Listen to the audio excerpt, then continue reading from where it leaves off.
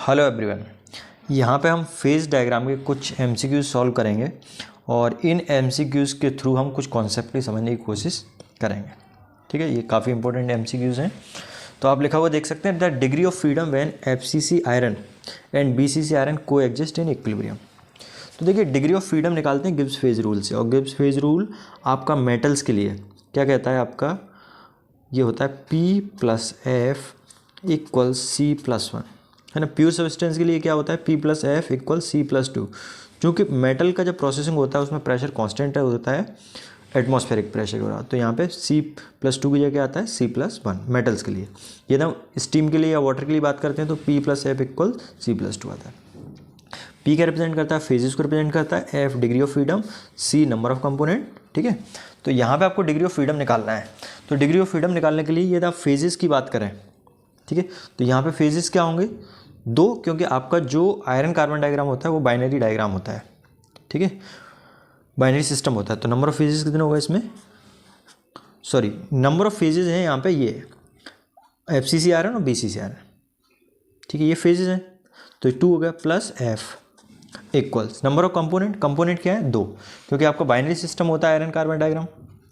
तो यहाँ पे सी की जगह क्या आ जाएगा, 2 प्लस 1। दिस इम्प्लाइज ये 2 से 2 कैंसिल आउट हो जाएगा, तो एफ आ गया आपका 1, मीन्स डिग्री ऑफ फ्रीडम इसकी कितनी आएगी, 1p। अब दूसरा क्वेश्चन देखेंगे, the phase boundary between alpha and alpha plus beta region. ठीक है, ये कब आता है, जब आपका यूटेक्टिक सिस्टम के लिए आप यूटेक्टिक सिस्टम के लिए डायग्राम ड्रॉ करते हैं। ठीक है, तो हमने एक सिस्टम देखा था PbSn लेड और टिन वाला। तो आप देखो कि यहाँ पे ये लेड टिन का सिस्टम है और ये सारी चीज़ें मैंने बताई थी आपको। ये लिक्विडस लाइन है, इसके ऊपर लिक्विड होता है, ये आपका सॉलिडस लाइन है। ठीक है, सॉलिडस लाइन में बीच में ये आपका यूटेक्टिक आइसोथर्म होता है, और ये लाइन्स हैं जो कि अल्फ़ा और अल्फ़ा प्लस बीटा, ये क्या रीजन रिप्रेजेंट कर रहा है, ये रीजन रिप्रेजेंट कर रहा है अल्फ़ा प्लस बीटा को। तो ये लाइंस होती हैं जो अल्फ़ा और alpha plus beta solid solution है, इसको डिस्टिंग्विश करती हैं, है ना, ये सेपरेट करती हैं, बाउंड्री है, इसको बोलते हैं हम सॉल्वस लाइन। ठीक है, क्या बोलते हैं, सॉल्वस, इसको भी सॉल्वस बोलते हैं, और ये भी आपका सॉल्वस कहलाता है, जो कि आपका बीटा को अल्फ़ा प्लस बीटा से अलग करता है। तो इसका आंसर क्या हो जाएगा, सॉल्वस। ठीक है, सॉलिडस क्या होता है, लिक्विडस क्या होता है, वो आपको पता ही है। The reaction which yields two solid phases on cooling a single solid phase. ठीक है, ऐसी रिएक्शन जिसमें एक सॉलिड आपको जब उसको ठंडा करें तो आपको 2 सॉलिड मिल जाए, S1 प्लस S2। तो ये होता है आपका इटेक्टॉइड रिएक्शन में।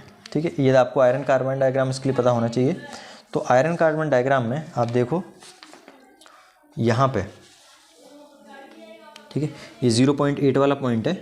तो यहाँ पे क्या होता है आपका, ये इटेक्टॉइड पॉइंट है। ठीक है, जहाँ पे टेम्परेचर ये आइसोथर्म के साथ रिप्रेजेंट कर रहा है 725 डिग्री सेल्सियस और 0.8। ठीक, तो यहाँ पे ये गामा है, इस गामा को यदि आप कूलिंग करेंगे तो आपको क्या मिल जाएगा, यहाँ पे मिलेगा अल्फ़ा प्लस Fe3C, 2 सॉलिड मिलना है। ठीक है, तो ये जो रिएक्शन है, ये रिएक्शन क्या कहलाती है, आपकी यूटेक्टॉइड रिएक्शन। ठीक है, जिसमें आपका 2 सॉलिड फेज मिलते हैं एक सिंगल सॉलिड फेज को कूल करने पे। ठीक है, तो यहाँ पे यदि आप देखेंगे तो क्या है, गामा को आप कूल कर रहे हैं, तो गामा कूल करके क्या मिल रहा है, अल्फा प्लस Fe3C, 2 फेज मिल रहा है। ठीक है, एक सॉलिड में। नेक्स्ट क्वेश्चन देखते हैं, reaction that yields on heating solid phase and another solid phase plus liquid.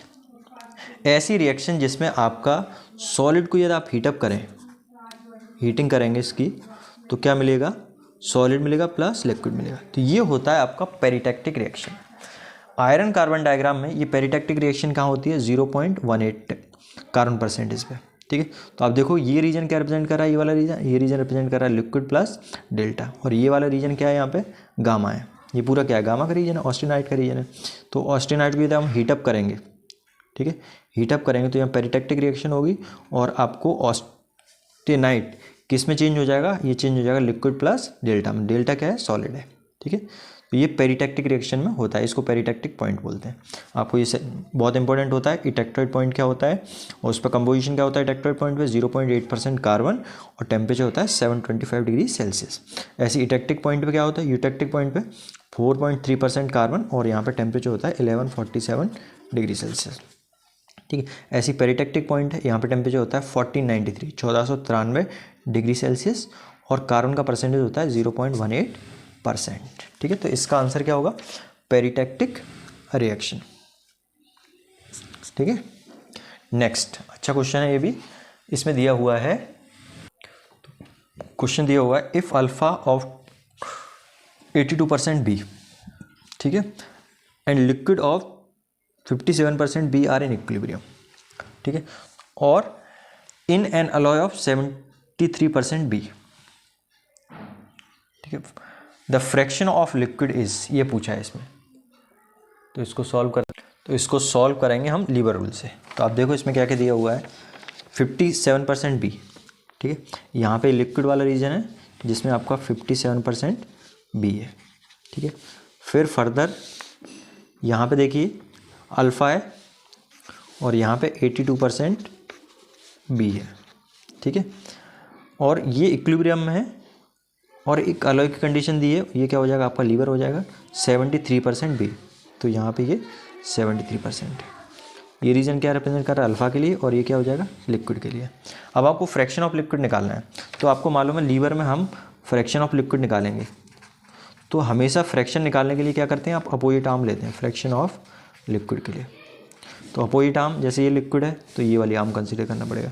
तो क्या हो जाएगा 82 माइनस 73 डिवाइडेड बाई 82, पूरी लेंथ लेते हैं full length, opposite arm divided by full length. तो 82 माइनस 57, तो इसको सॉल्व करते हैं। तो ये हो जाएगा 82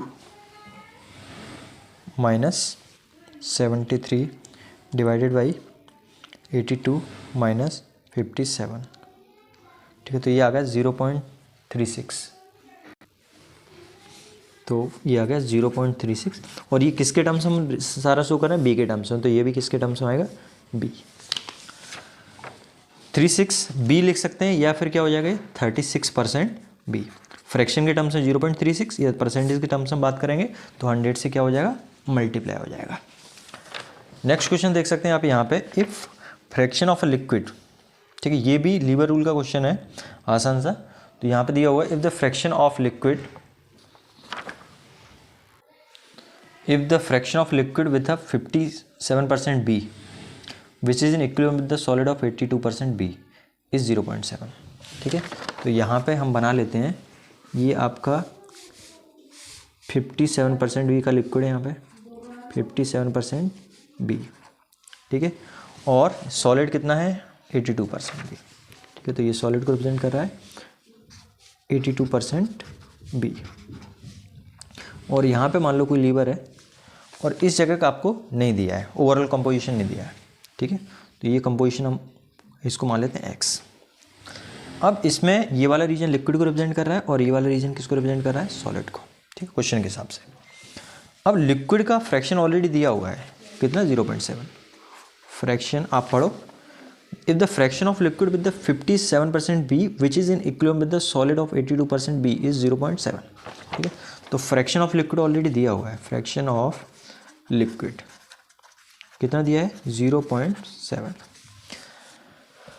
अच्छा, मुझे फ्रैक्शन ऑफ लिक्विड निकालना है, फ्रैक्शन ऑफ लिक्विड निकालना है, तो उसके लिए क्या फॉर्मूला लगेगा, अपोजिट आर्म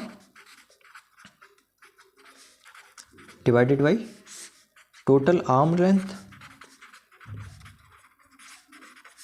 तो जैसे फ्रैक्शन ऑफ लिक्विड दिया है 0.7, अब लिक्विड ये है तो इसके लिए अपोजिट आर्म ये कंसीडर करना पड़ेगा। तो ये क्या हो जाएगा 82 minus x divided by 82 minus 57। सब परसेंटेज में, तो हमने इसको भी परसेंटेज में ले लिया। तो ये आ जाएगा आपका,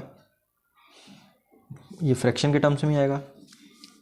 तो यहाँ पे 0.7 equals 82 minus x upon 82 minus 57।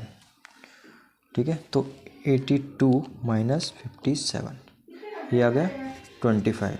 This implies 82 minus x equals 25 multiplied by 0.7, तो आ गया 17.5। तो यहाँ से x इक्वल्स क्या जाएगा 82 माइनस 17.5, तो 82 माइनस, तो ये आ गया 64.5। ठीक है, तो x की वैल्यू आ गई 64.5 और ऑब्वियसली ये भी किस में आएगा परसेंटेज के टर्म्स में। मीन्स जो ओवरऑल कंपोजिशन है x का मतलब ये ओवरऑल कंपोजिशन, ये ओवरऑल कंपोजिशन आ गया आपका 64.5%। ठीक है।